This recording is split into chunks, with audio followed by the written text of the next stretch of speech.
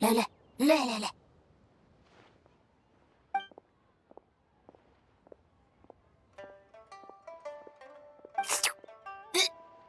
لا لا لا.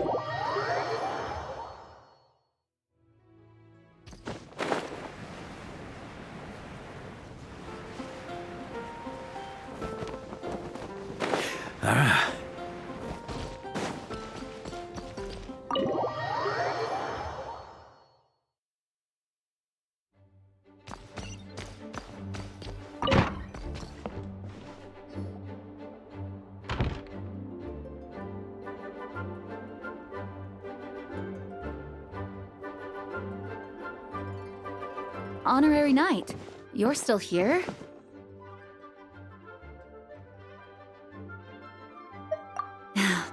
Is it that obvious? Huh? But Varka's coming back. The situation in Nakrai is stable. Surely things are looking up. True. From what you and Lowen have told me, the expedition has indeed accomplished its strategic objectives. It seems that Mondstadt no longer faces any threat from the perils of the North, be they the Wild Hunt or the Doctor. And yet, for some reason, I can't help but recall something the Grandmaster said to me before he left. If I don't make it back from this expedition, you'll have to assume the mantle of Grand Master of the Knights of Favonius. If it comes to that, remember to train the next Knight of Boreas in my stead. I've planted some promising seeds in Mondstadt, but they still need time to grow. Some have yet to master the art of social interaction. Some don't yet understand that they too need protecting. And some, well, some might not even want to be a knight yet. What's wrong? Well, there's no need to frown. I'm going on an expedition, not marching to my death. This is all just a contingency plan in the event that I'm unable to return. Until I return, I leave them in your care. The lineage of the Knights of Boreas has nearly been extinguished twice in Mondstadt's history. The first wandering knight to claim the title arrived in Mondstadt 1,000 years ago, along with his wolf companion. He was as free as the wind. He left no succession plan behind. Even his name was lost to history. The title of Boreas could have disappeared from Mondstadt just as he did. But he had an informal disciple, a knight named Ravenwood, who admired the Knight of Boreas greatly. Ravenwood's valor and swordsmanship earned him the wolf spirit's recognition. When the old aristocracy tried to regain power, Ravenwood came once more to Mondstadt's defense. From then on, the title of Knight of Boreas was passed down from generation to generation within the Knights of Favonius. Wolf spirit? You mean that big blue wolf in Wolfenden? Correct. As you may already know, the Wolf of the North is the surviving spirit of an ancient god, and the Knight of Boreas serves as an intermediary between him and humanity. Lupus Boreas, who had never known what it meant to love, came to understand it through the journey with his human companion. In the end, he chose to allow his power to become one with the land. This was once a well-known tale in Mondstadt, but these days, few people are aware that the starting point of the Wolf King's journey was not Mondstadt, but Nodcry. Huh? The great Wolf King of the North came here from Nodcry, although he doesn't like to speak of his past. In fact, he rarely shows himself to people at all nowadays. As such, this tale can only be found deep within the Knights of Favonius library. Even among the Knights of Favonius, few are aware of it. The Grand Master didn't disclose any concrete objectives before departing on his expedition. I couldn't help but wonder whether it might somehow be related to Nodcry's Wolf of the North. I kept my speculations to myself, however. Sharing them would only spread unwarranted suspicion toward the Four Winds among the people of Mondstadt. You experienced the turmoil caused by Duval and the East Wind's actions for yourself. Surely you can understand my concern? No wonder Varka wasn't clear about his motives. Is that what he was worried about? Very possibly. He was probably also reserving judgment. Having heard about your experiences in Nodcry, I now suspect that the Grand Master hadn't yet ascertained the true identity of our enemy at that time. And as it turns out, the calamity born in the north wasn't an ancient god, but rather the Wild Hunt and the Doctor. I guess we were both jumping to conclusions. Yes, I completely agree. The tide can turn rapidly in times of battle. It's a leader's responsibility to prepare for every possible contingency. Even if his contingency plan never needs to be put into action, I'm sure the Grand Master is relieved to know that it's in place.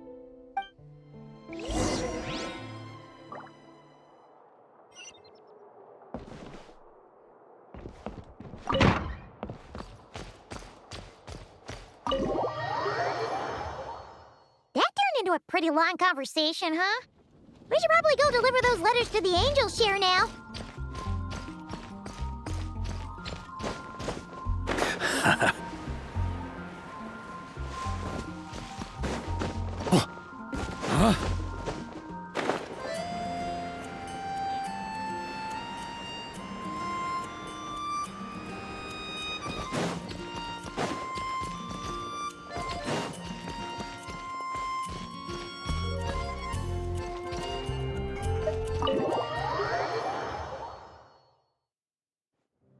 When you're mixing drinks in hot weather, start by pouring in cold water and add ice cubes.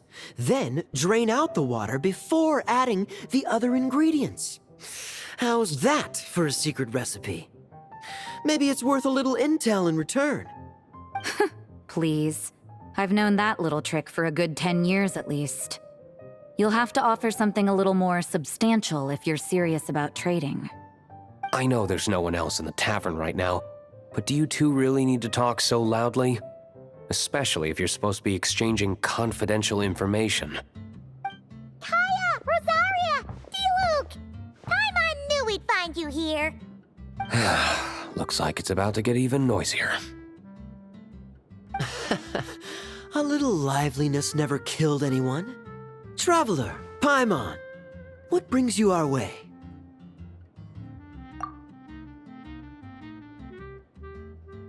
Please allow me to once again express my sincere condolences regarding your late father and the incident with Eric.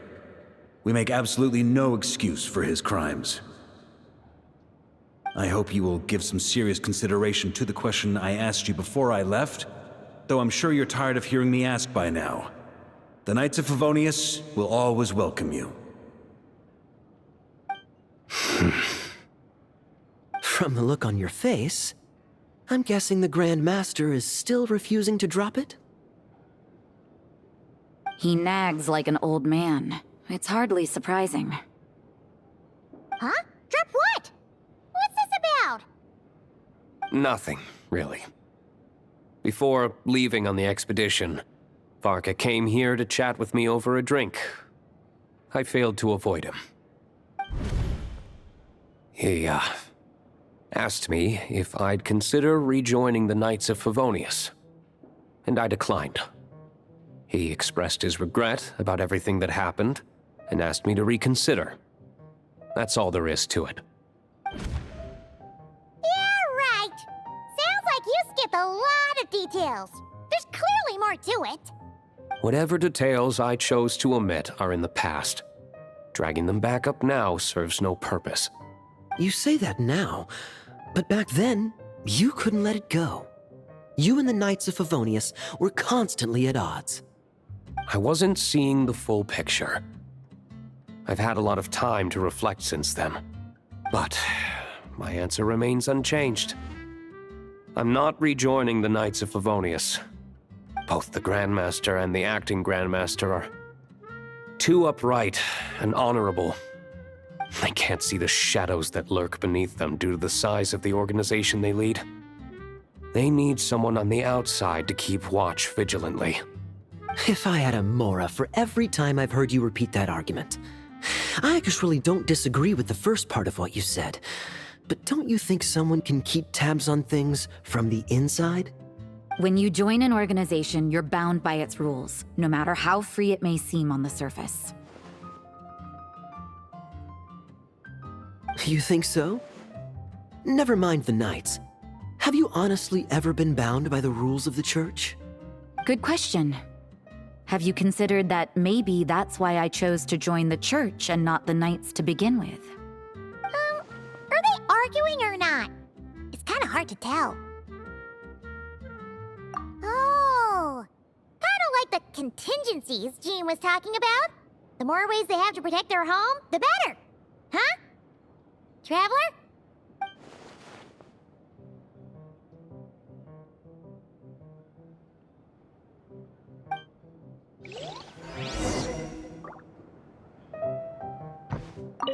What should I report back to the Grand Master on? Let me think. Public order inside the city, monster activity in the wild. Oh, and a review of the latest vintages. I think I'll leave it at that.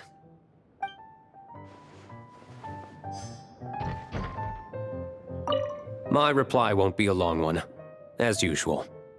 I'm sure Varka won't be surprised.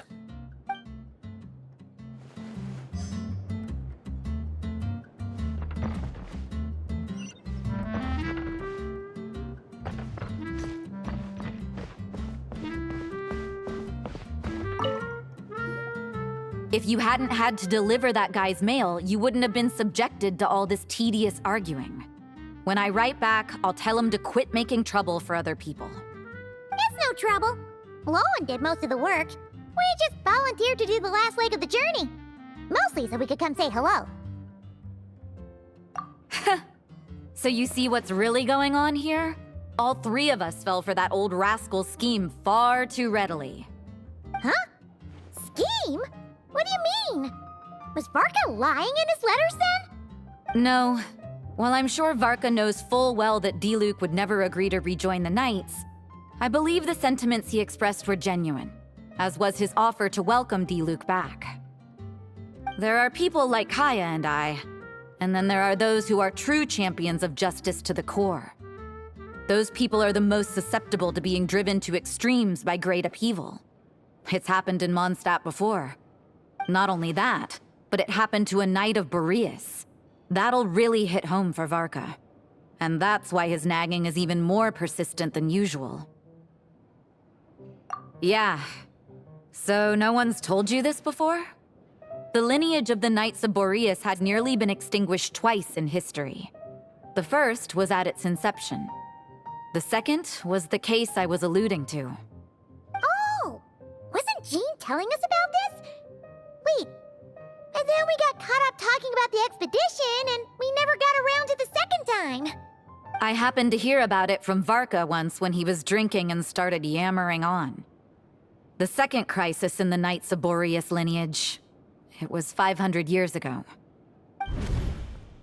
Although the Knights of Boreas are meant to be intermediaries between humans and wolves, in practice, very few of them have been truly recognized by Lupus Boreas over the past millennium. Of those who have, the best known are the first Knight of Boreas, Ravenwood, the wolf pup Rostam, and Varka himself. But 500 years ago, there was one who earned the respect of Boreas even before gaining the title. He was a disciple of Rostam. They thought he would become the mightiest Knight of Boreas who ever lived. He was the perfect knight, righteous, principled. His name was Roland, the blood-stained knight. Yikes! Bloodstained Knight? That sounds a little ominous. Well, apparently his original title was the White Knight. But he lost countless comrades during the Abyssal Calamity 500 years ago, including his tutor and mentor, Rostam. The endless bloodshed stained his sword and armor a crimson as deep as black, transforming the White Knight into the Blood-Stained Knight. After that, he threw himself completely into battling monsters, leaving Mondstadt and the Knights of Favonius behind. To this day, no one knows his final whereabouts.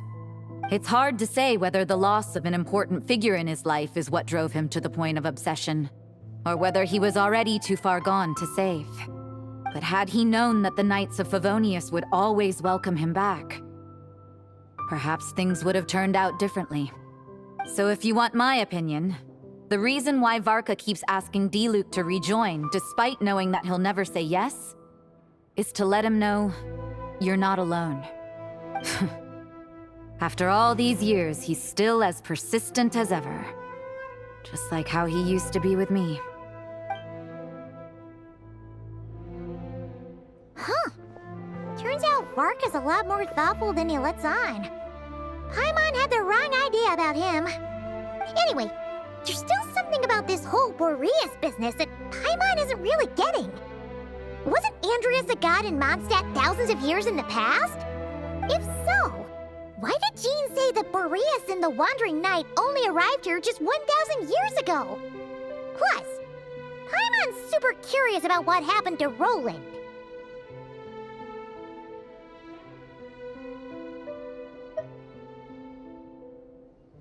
That's a great idea! Jean said he hasn't been showing himself much lately, but he always seems happy to oblige whenever you show up. Let's go! Ha ha! Welcome to the Adventurers Guild!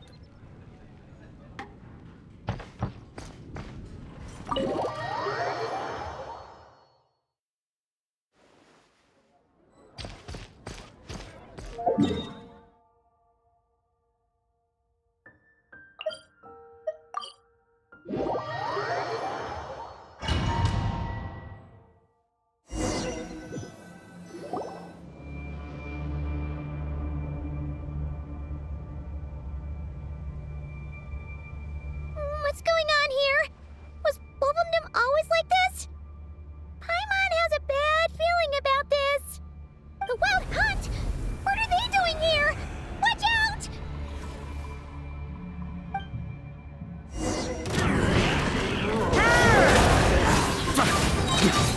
Boreas sweeping in! Oz, reveal thyself! Shadows of fate! Ha! Ha! Get out of here! Here we go! Midnight Phantasmagoria!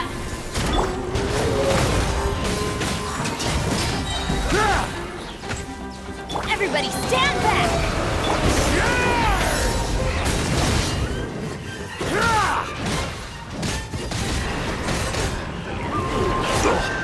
On me! By royal decree! Let me sky!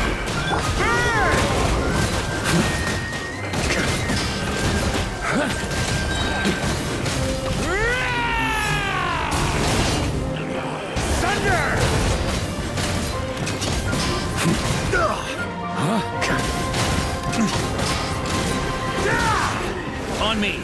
Fate is upon you! Get out of here! Take cover!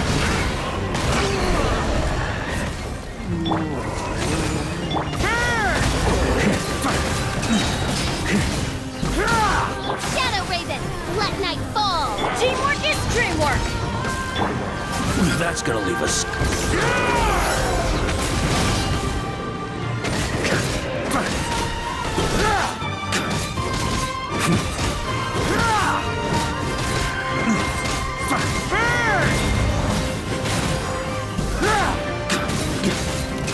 Delve into destiny.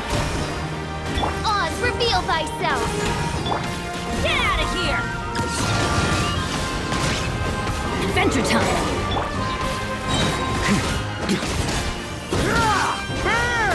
Maria sweeping in!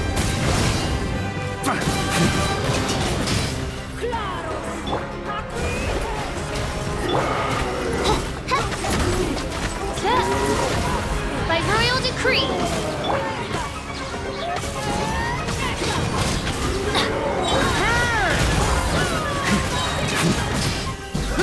Everybody stand back!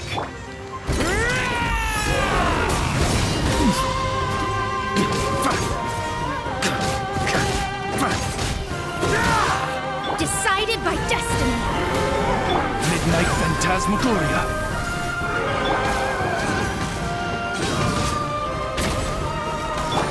This realm is no home for a princess.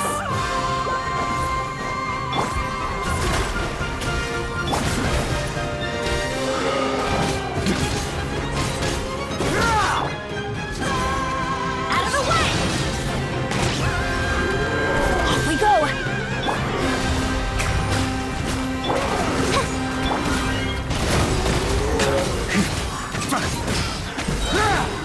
Maria sweeping in! Out of the way! Teamwork is dreamwork!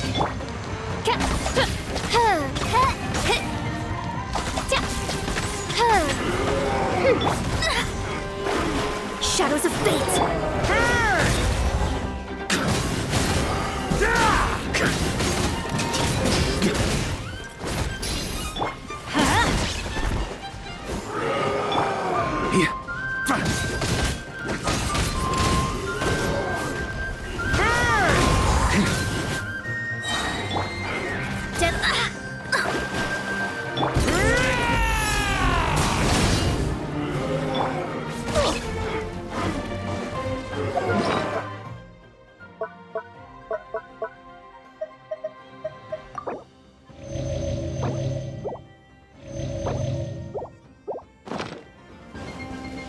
Get out of here! Take cover! Oz, reveal thyself!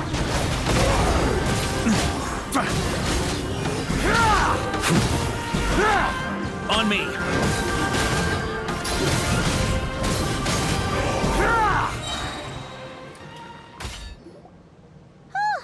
Are you alright? Oh no! What now? There better not be more wild hunt monsters!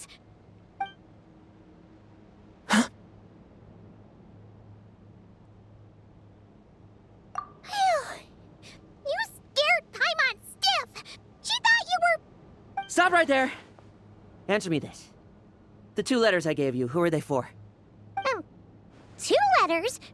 Wasn't it 3? Okay.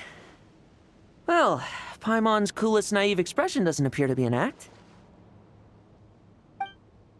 Hey! What are you trying to say?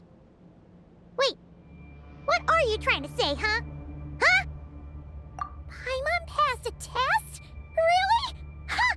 She didn't even realize she was taking one! You may dispense with your suspicions. The Wolfpack has borne witness. They fought against the aberrations that encroached upon this land. And our attackers showed no ability to disguise themselves this time. A familiar scent. Come. I will await you at the usual grounds.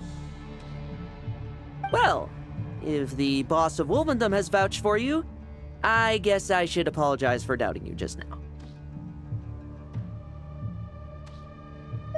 Sure was.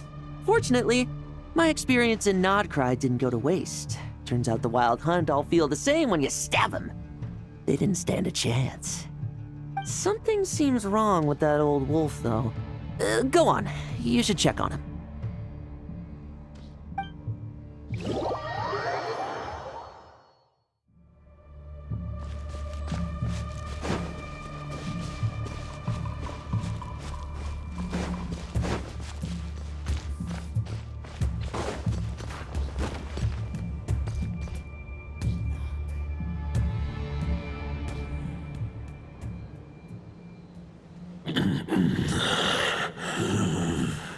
Lupus Boreas, not injured. Why so weak? Am I not strong enough? You are not to blame. With your Iron Claw, you successfully blocked their attacks. However, their assault went beyond the mere physical world. They followed my trail from the distant north across the ley lines. They sought to corrupt the territory I protect. But I shall not let them succeed without a fight. We meet again, human Lupical. So, are you saying that the Wild Hunt we just got attacked by came all the way from Nodcry to Mondstadt? How is that even possible? As you know, I stand before you as an incomplete being. I am but one remnant of the god Andreas' soul. The source of this turmoil. I can sense it. It lies in the north. It is the part of me that remains in Nodcry, from whence I came. Huh? Now Paimon's even more confused. How can you be in two places at once?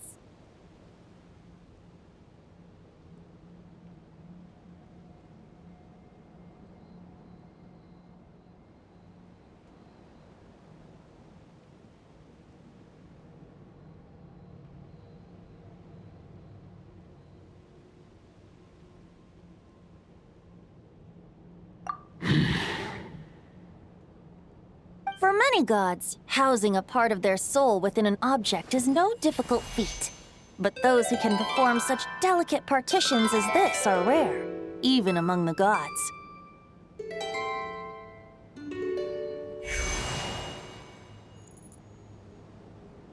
The Wolf King, Andreas, was particularly adept in this art. Otherwise, no remnants of his soul would have survived till the present day. Huh? The bard's back? Toadif Bard? What are you doing here? Maybe the god of Animo guided me here.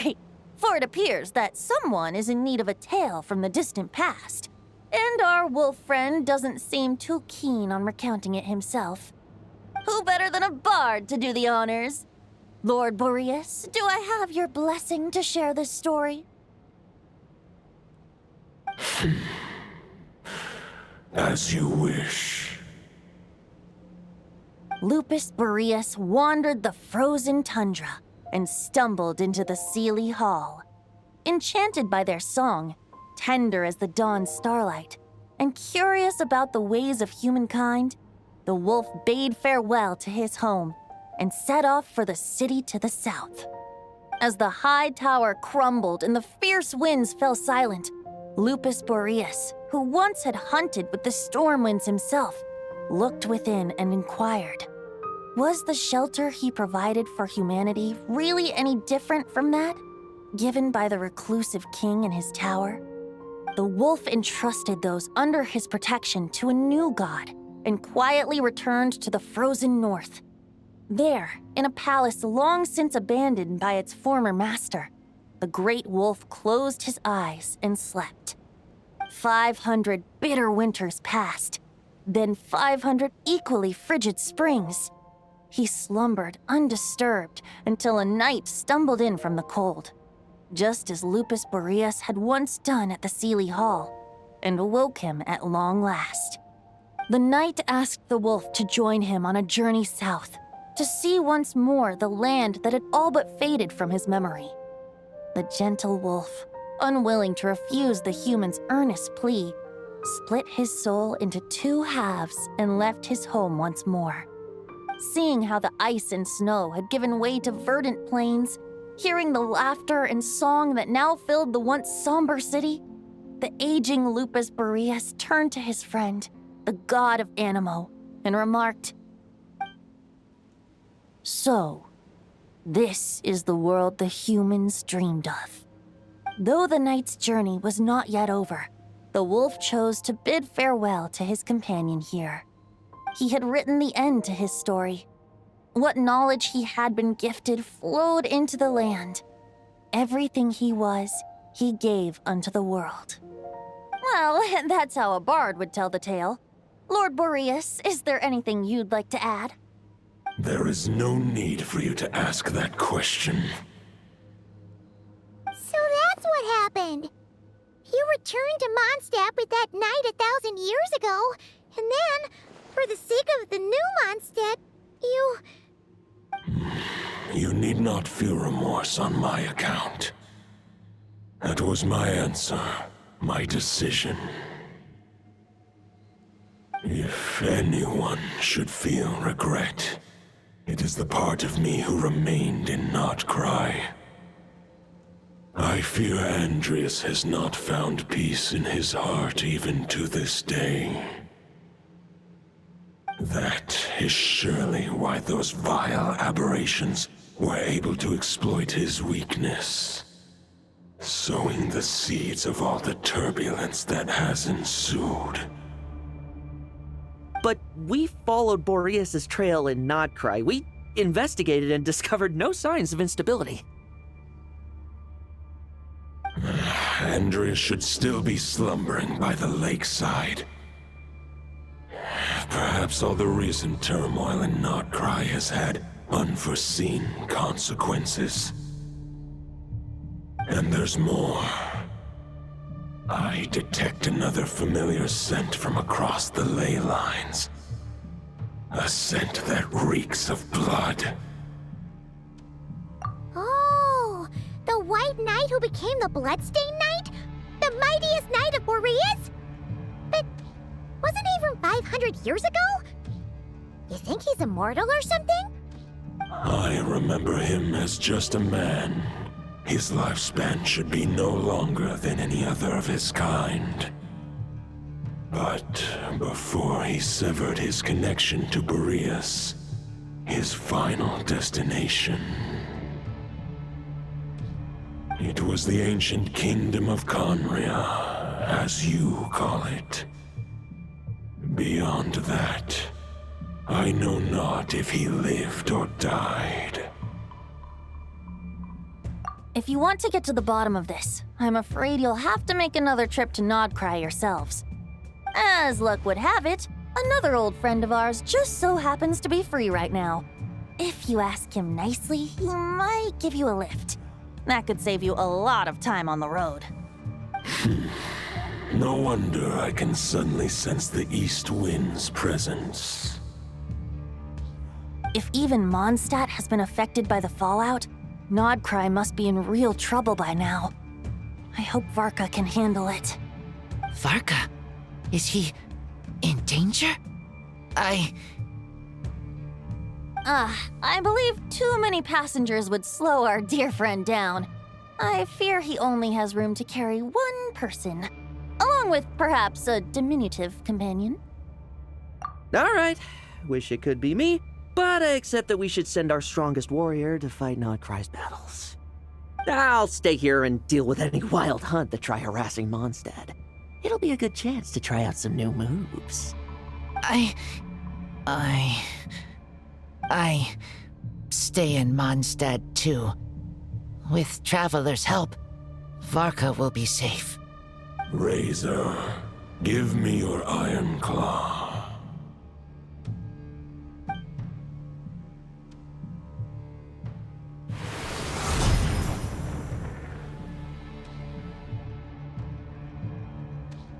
golden-haired traveler, give this token to the current Knight of Boreas.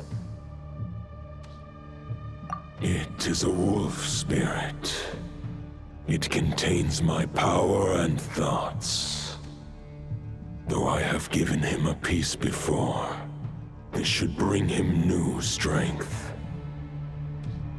The Dominator of Wolves once bestowed the power of his soul upon his pack, strengthening their hearts and sharpening their claws and fangs.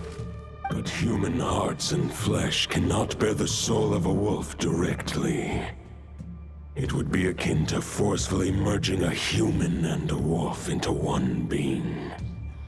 They would descend into chaos. To prevent the entanglement of souls, the most I can do is temporarily house my power and thoughts within claws and fangs wrought of steel.